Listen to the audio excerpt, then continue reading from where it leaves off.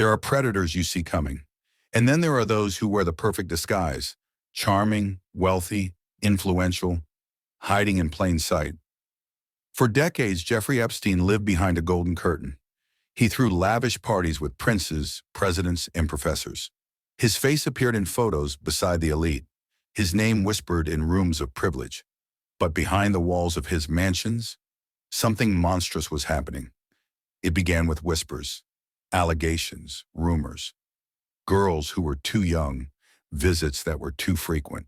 Then the whispers grew louder, merging into a scream too piercing to ignore. But by then the damage had been done. The question everyone began to ask was simple, chilling, and unrelenting. How did he get away with it for so long? Epstein's story doesn't begin in wealth. He wasn't born into power. He built it.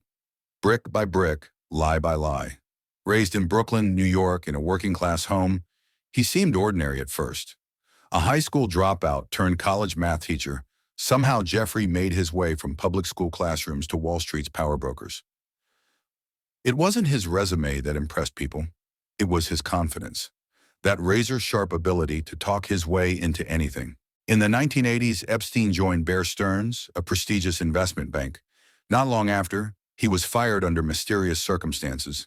But by then, he had already learned the game. He became a private financier, claiming to only manage the money of billionaires. Who those billionaires were remained a mystery. But the wealth kept growing, and with wealth came protection. But something else grew with it, a dark obsession, a compulsion hidden behind gold gates. Palm Beach, Florida. That's where the real story starts to surface. In 2005, the parents of a 14-year-old girl reported to police that she had been molested by Epstein. She claimed she had been taken to his mansion by another girl, paid to give him a massage that turned into something else. It wasn't a one-time thing. As detectives dug deeper, a horrifying pattern began to emerge. Dozens of girls, some as young as 13, all with eerily similar stories. They had been recruited, often by other girls, and lured into Epstein's mansion with promises of quick cash, only to be assaulted and told to keep quiet. This wasn't random, it was industrial. But when the case was brought forward, something bizarre happened. Despite overwhelming evidence, including witness testimony, police surveillance, and even a list of underage victims, the case didn't go the way it should have. Federal prosecutors in Florida, led by Alexander Acosta, made a deal. A secret backdoor plea agreement. Epstein would serve just 13 months in jail. Not prison, jail. And even that sentence was a joke. He was allowed out for 12 hours a day, 6 days a week, on work release, which meant he spent more time in his office than in a cell. He had bought his freedom. Again. Years passed. Whispers returned. But for the most part, the world forgot. He lived between his mansions in New York, Palm Beach, New Mexico, the U.S. Virgin Islands. The so-called Lolita Express, his private jet, flew celebrities, politicians, even royalty. Few asked questions. Fewer wanted to know the answers. But in the shadows, his victims were waiting. Their pain hadn't faded. It had evolved into strength, into fire. By 2018, investigative journalists had started pulling at loose threads. The Miami Herald published a bombshell expose, interviewing dozens of victims. They named names. They exposed the sweetheart deal. They demanded justice. This time, the scream was too loud to ignore. In July 2019, federal agents arrested Epstein in New York on charges of sex trafficking of minors. They raided his Manhattan mansion, and what they found inside was nightmarish. Hundreds of photos, names, ledgers, videos, evidence of a trafficking network that had spanned decades and continents. It seemed like justice had finally caught up. But just over a month later, while awaiting trial, Jeffrey Epstein was found dead in his jail cell. The cause? Apparent suicide. The world exploded with questions. How does a man under suicide watch die by suicide? Why were the cameras outside his cell turned off? Why did the guards fall asleep? Why had high-profile individuals visited him days before his death? What did Epstein know? Who was he protecting? And who wanted him silenced? This isn't just a story about one man's crimes. It's a story about how wealth, power, and secrecy can strangle justice, about the victims who were ignored, and the questions that remain unanswered. Because the monster may be dead, but the system that protected him is still very much alive. This is the Untold Trace, and I am your host. If you're just joining us, stay tuned as we expose the dark machinery behind Epstein's empire. Like, comment, and subscribe, because what you're about to hear was never meant to be told. Before the scandals, before the arrests, and long before the media frenzy, Jeffrey Epstein was just another face in Brooklyn. Born on January 20th, 1953, to working-class parents in a modest Coney Island apartment, he appeared ordinary, quiet, intelligent, ambitious. But from the very beginning, there were signs, subtle, chilling signs, that he didn't play by the same rules as everyone else. His father worked for New York City's Parks Department, and the Epstein family lived a typical middle-class life. There were no silver spoons, no private jets, no political connections, just grit, survival, and a city that demanded you carve out your place or be forgotten. Jeffrey excelled in school. He skipped 2 grades and was a talented math student. But it wasn't just brilliance that propelled him, it was charm. The kind of charm that made people trust him, even when they shouldn't.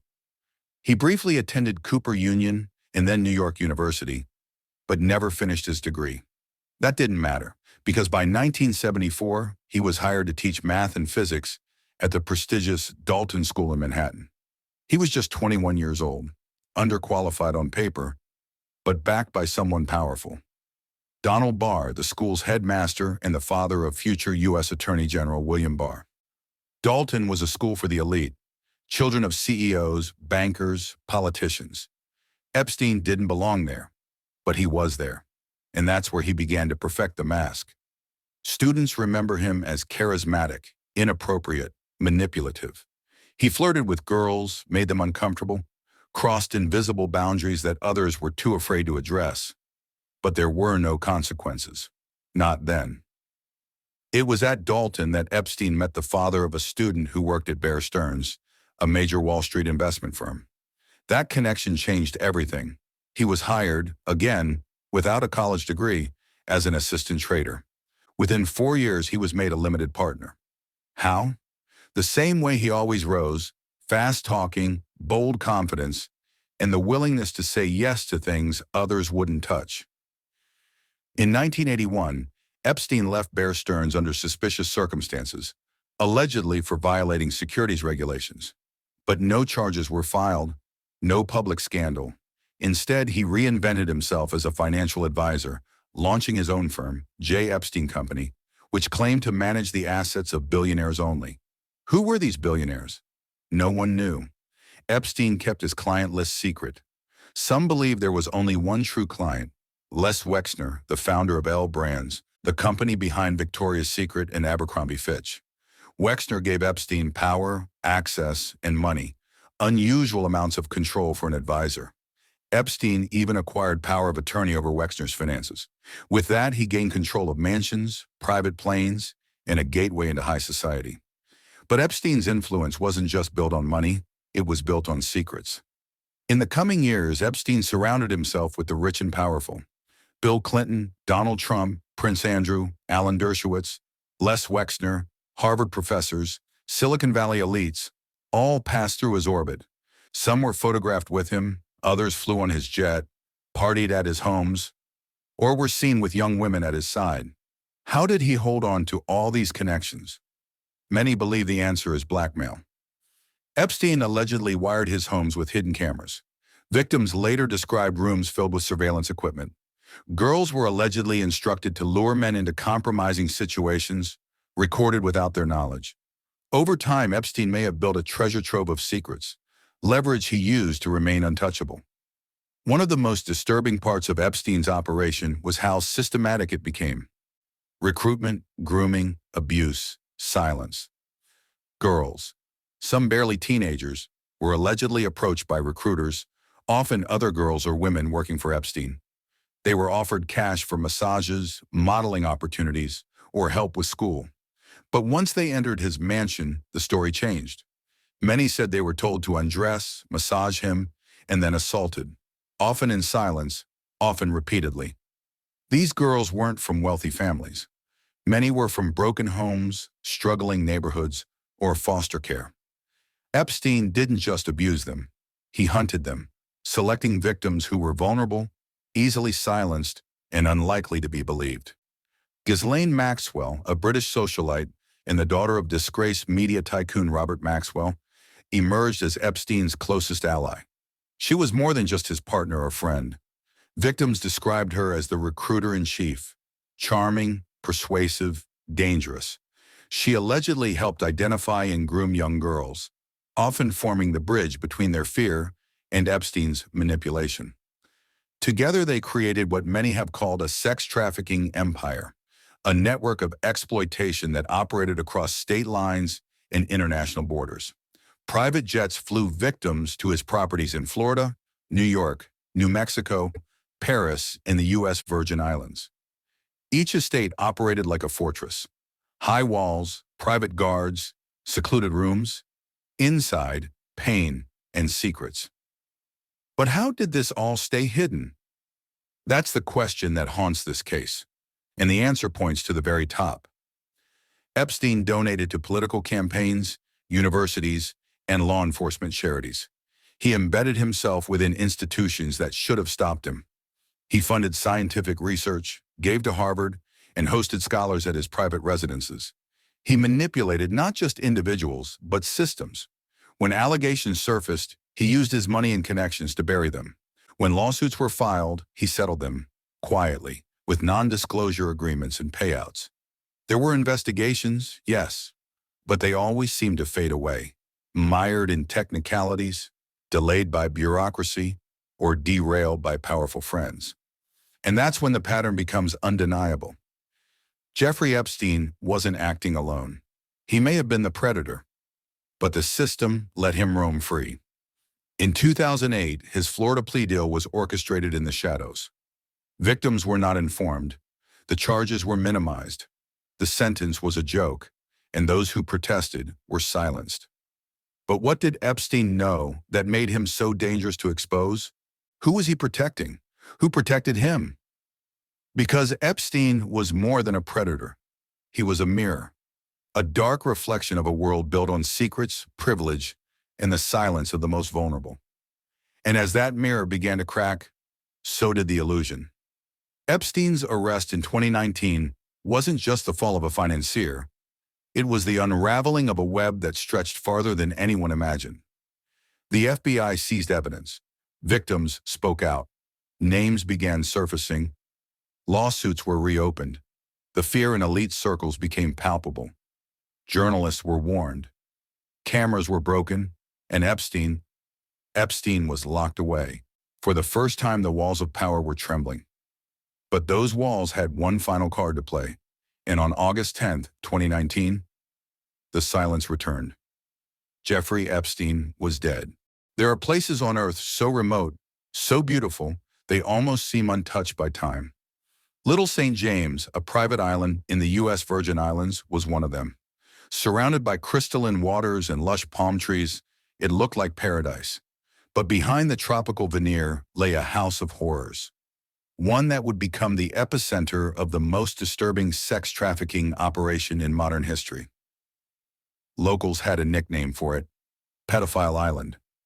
Owned by Jeffrey Epstein, since 1998, the 70-acre island was more than a retreat. It was a fortress.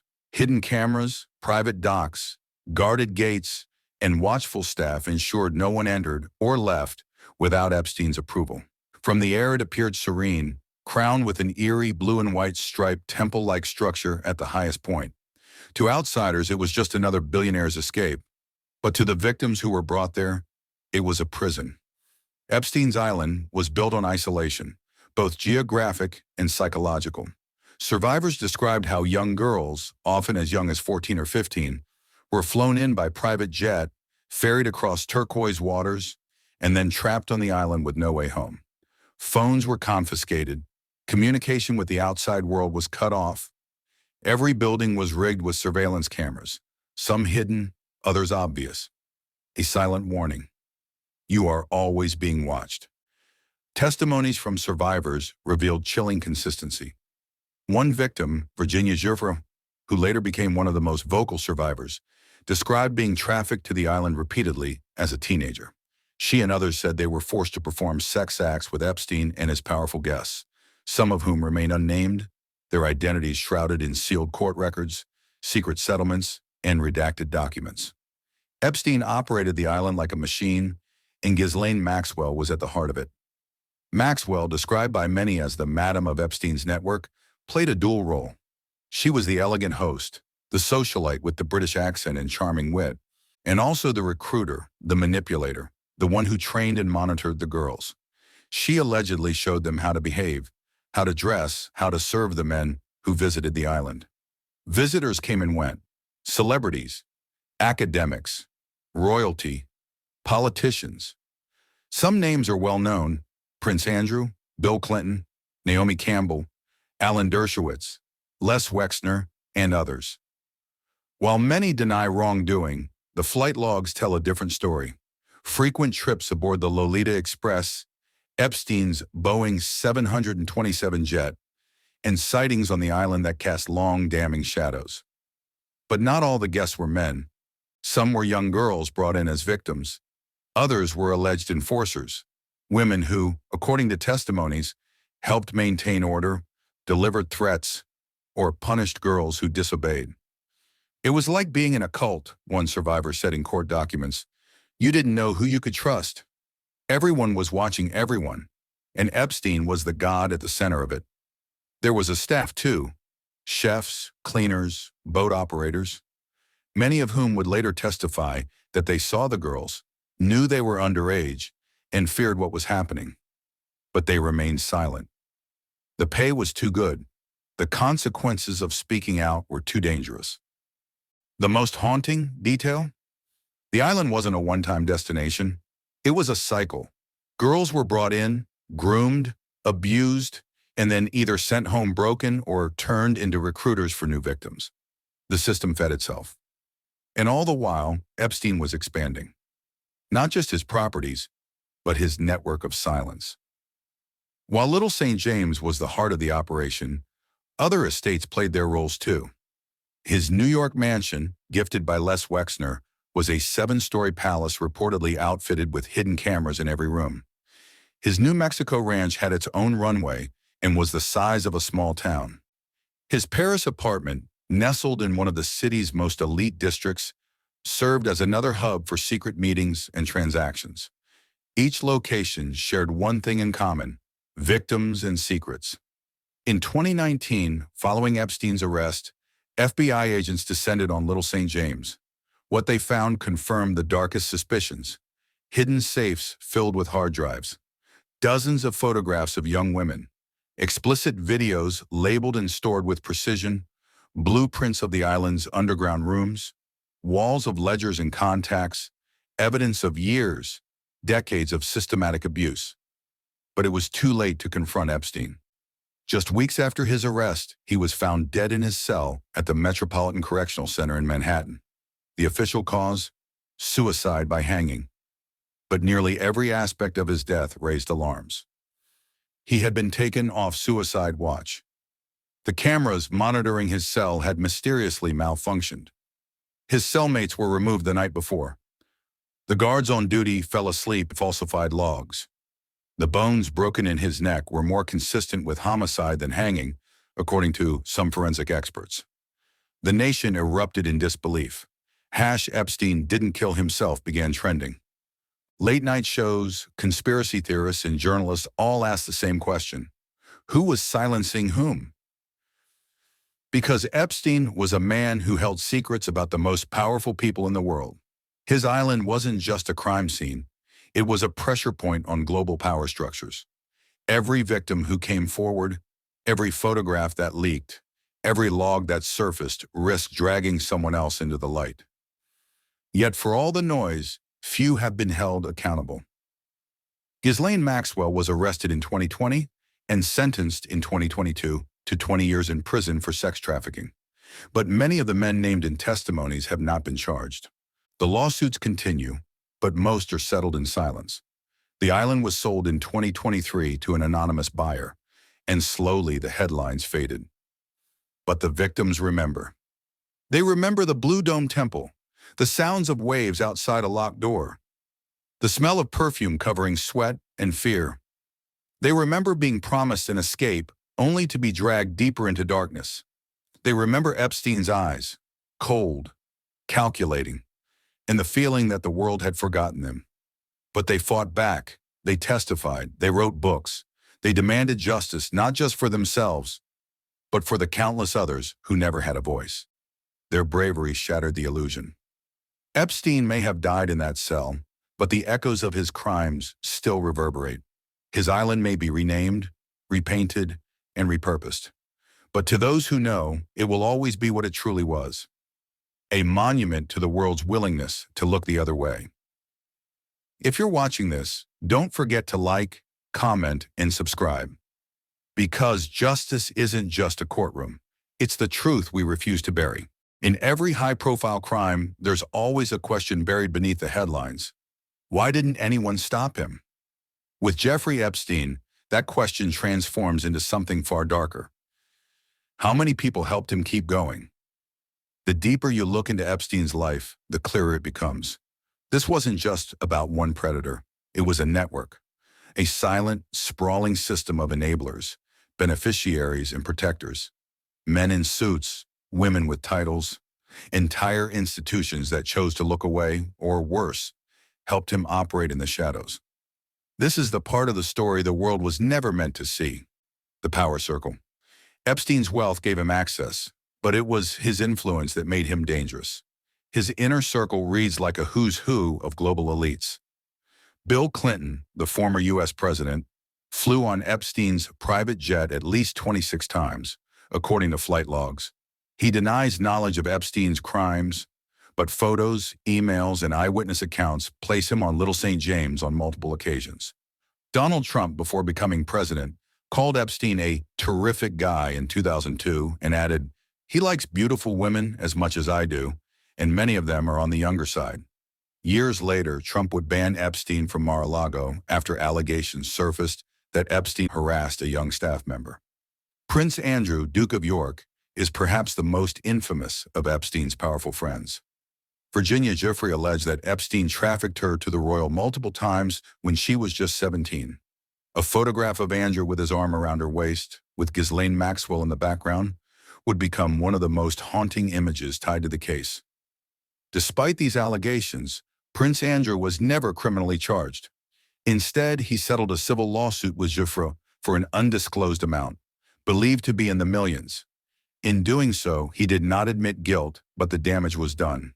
He was stripped of his royal duties and vanished from public life in disgrace. Then there's Alan Dershowitz, a high-profile Harvard law professor and Epstein's legal advisor. He was accused by multiple victims of engaging in sexual acts with minors at Epstein's properties, allegations he vehemently denies. He sued his accusers for defamation. They countersued, and the lawsuits are still being litigated. But these men weren't the only ones in Epstein's orbit. There were scientists, senators, hedge fund managers, royalty, and Hollywood moguls. They attended his parties, boarded his jets, stayed at his homes. Some may have just been social acquaintances, but others may have been participants. We'll likely never know the full list. Why? Because much of it remains sealed. The justice that was delayed and denied. In 2008, when Epstein struck his now infamous plea deal in Florida, it wasn't just a slap on the wrist. It was a betrayal of justice itself. Alexander Acosta, then U.S. Attorney for the Southern District of Florida, signed off on a non-prosecution agreement that granted Epstein and his unnamed co-conspirators immunity from federal charges. In co-conspirators, not accomplices, not staff, not employees. Co-conspirators, a term that implies others were actively involved in the trafficking ring. None of those names were released to the public. None of them faced charges. And for years, the victims weren't even informed of the deal. It violated federal law, but the courts didn't overturn it. In fact, when federal prosecutors tried to revive the case years later, Epstein's defense cited the immunity deal. It was airtight until 2019. That year, after the Miami Herald published its damning expose and survivors spoke out in waves, federal prosecutors in New York charged Epstein with sex trafficking of minors. This time, there were no deals, no work release, no immunity. But that's when the system struck again. On August 10, 2019, Jeffrey Epstein was found dead in his jail cell, and in that moment, every secret he carried died with him. Or so they hoped. The evidence vault. After his arrest, the FBI and NYPD raided Epstein's Manhattan mansion. What they uncovered was staggering. Thousands of nude and semi-nude photos of young girls, many labeled and categorized. Dozens of hard drives locked in safes containing unknown digital material. A passport under a false name with Epstein's photograph listing Saudi Arabia as his country of residence. Cash, diamonds, and detailed contact lists of prominent individuals around the world. The media called it the evidence vault, but much of that evidence has never been released to the public. Some is still under investigation. Some may never see the light of day. Survivors and advocates demanded transparency. Who else was involved? Who were the men on those tapes? Who knew what and when? But names stayed redacted. Files remained sealed. And prosecutors cited ongoing investigations as the reason for silence. Ghislaine Maxwell's arrest in 2020 gave victims new hope. She was convicted in 2021 for trafficking and conspiracy, but her trial revealed little. Most of the witnesses were anonymous. The powerful names on the flight logs left untouched. And during sentencing, the judge specifically denied releasing details about Maxwell's client list.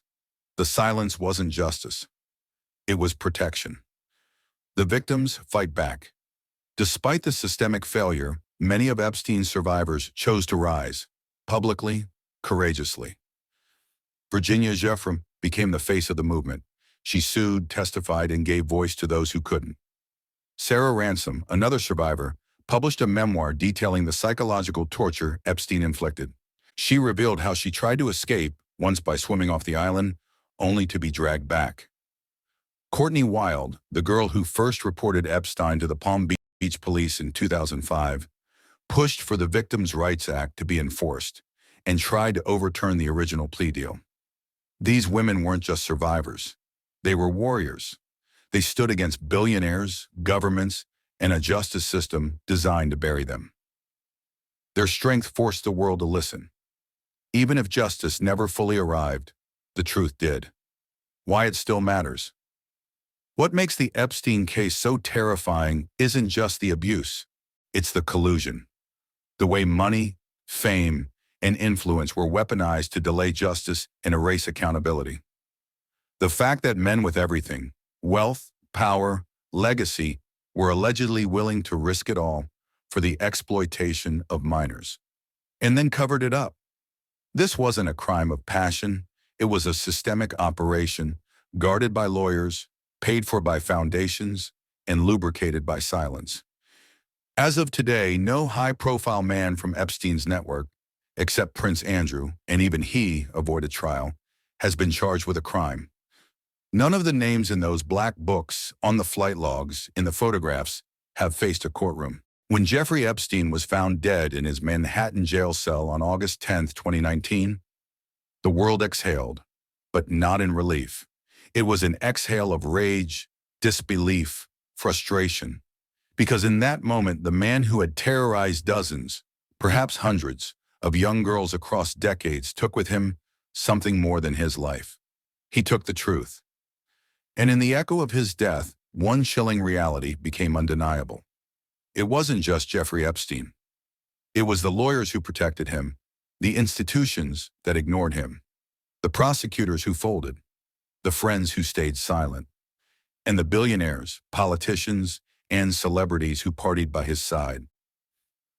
A broken system still standing. In the years following Epstein's death, the spotlight turned toward the justice system, not to commend it, but to expose its fractures. The sweetheart deal Epstein secured in 2008 wasn't a fluke. It was a symptom of a justice system that bends for the rich and breaks for the poor.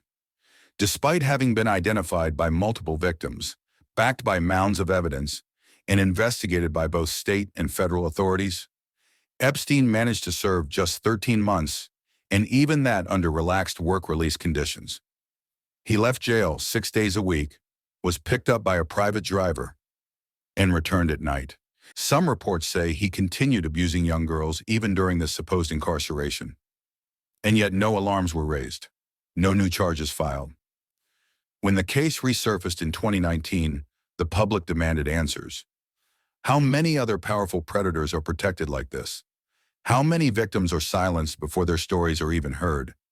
These questions shook institutions like the FBI, DOJ, Palm Beach Police, and even Harvard University, which had received millions in donations from Epstein. Harvard later released a review revealing Epstein had visited the campus over 40 times after his 2008 conviction.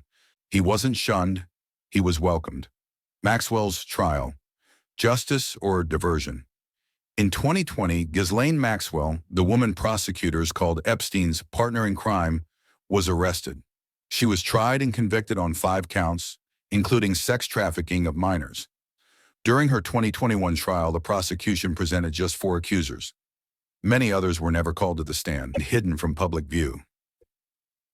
The trial was high profile, but carefully controlled. None of the powerful men named in testimonies were investigated. The infamous client list was never unsealed. Most evidence, photos, tapes, documents, remained. Maxwell was sentenced to 20 years in prison in 2022. And just like that, the media moved on. But for survivors, closure didn't follow. There was no reckoning, no wave of arrests, no massive uncovering of Epstein's broader network. In the end, Maxwell paid a price. But the machine that protected her and Epstein, it still runs, quiet, well-oiled, and largely untouched. The victims, still waiting. For the women and girls who survived Epstein, the years that followed were not filled with peace. They were filled with grief, lawsuits, interviews, book deals, and continued trauma. Virginia Giuffre, Sarah Ransom, Maria Farmer, and many others became public voices in a battle few ever asked to fight. They've been harassed, threatened, and discredited, but they never stopped speaking, because silence is what let Epstein thrive for so long. Their testimonies form the backbone of Epstein's undoing. But beyond legal wins, they've become something more. A mirror forcing society to ask uncomfortable questions about who we believe, who we protect, and how easy it is to look away. Some victims reached settlements through a compensation fund created by Epstein's estate, which paid out over $120 million to more than 150 people. But money can't rewrite memory. It can't erase the years of being unheard. Indeed, it can't erase the blue walls of that temple on Little St. James, or the sound of a lock clicking shut. Justice wasn't just about punishing Epstein. It was about exposing everyone who kept his secrets. That part never happened. The missing names. Perhaps the most haunting aspect of the Epstein case is what we don't know. In a leaked copy of Epstein's Black Book, a contacts list, over 2,000 names were documented: actors, diplomats, royalty, tech billionaires, foreign leaders, former heads of intelligence agencies, flight logs from Epstein's jet list passengers, including former U.S. presidents, business moguls, media executives, models, and actresses. Yet no one has been arrested from that list. No one else has stood trial. Many of those connections may have been innocent, but the world may never know. Because secrecy, not transparency, remains the status quo. What should have become a worldwide reckoning became a sealed case file. The island sold, the story buried. In 2023, Epstein's infamous Little St. James Island was sold to a private buyer. The striped temple was repainted, security systems dismantled, the world moved on. But the island's soil still holds memories. Every tree, every corridor, every camera still echoes with the screams that were never supposed to escape. This is how monsters disappear. Not with chains or fire, but with erasure.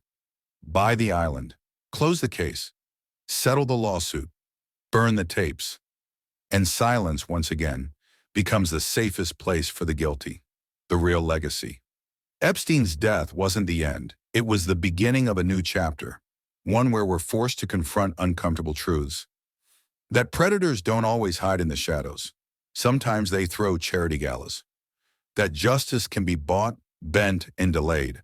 That victims often scream into a void while institutions whisper among themselves. That power protects power, and money, more often than morality, determines who gets to walk free. The Epstein case revealed something deeply unsettling. Our systems weren't broken. They were built this way. And until the roots are dug up, until we stop settling for a few bad apples, the next predator will rise. Maybe not on an island, maybe not with jets, but somewhere someone will wear the same mask of charm, wealth, and prestige and do it all again. Final words from the Untold Trace. You came here looking for answers. What you found was a story wrapped in horror, power, and silence. But most of all, you found the voices that refused to be buried. To every survivor who stood up, to every journalist who pulled at the threads, to every viewer who refused to look away, this is for you. Because justice doesn't always wear a robe. Sometimes it sounds like a whisper in the dark that won't go away. And sometimes it's you pressing play, listening, and saying, I believe them. This has been The Untold Trace. If this story moved you, share it, speak about it, stand with those still waiting. And don't forget to like, comment, and subscribe, not for the views but for the truth.